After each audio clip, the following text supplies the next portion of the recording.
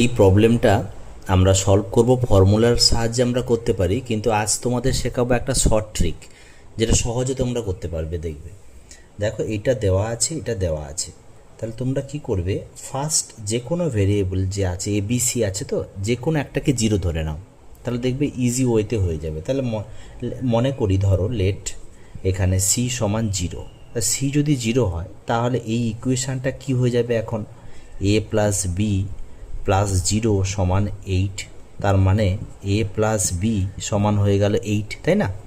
Same এটা তাহলে কী হবে, দেখো যদি আমি সির ভ্যালুটা জিরো পুট করি তাহলে এটা জিরো হচ্ছে, এটা জিরো হচ্ছে, শুধু এই থাকবে, এ বি থাকবে, তাহলে এ বির ভ্যালু হয়ে যাবে 11।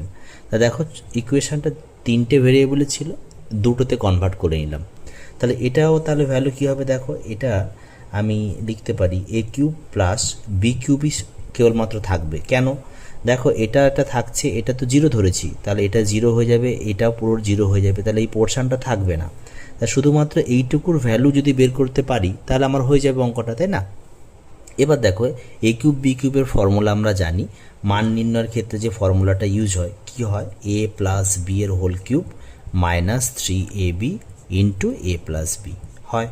তাহলে এটা তাহলে ভ্যালুটা পুট করো, জাস্ট 8 কিউব হবে, আর এটার ভ্যালু 3 ইন্টু এ বির ভ্যালু এখানে 11 পেয়ে গেছি, এটার ভ্যালু 8। আচ্ছা 8 কিউব মানে হয় 512 হয়, এটা হয়। আর এটা করলে কত হচ্ছে 33 ইন্টু 3 8 করে দাও, 4 2 আর 24 26, তাহলে এটা হচ্ছে 264।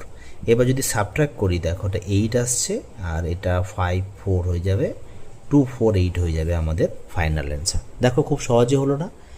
Thank you very much.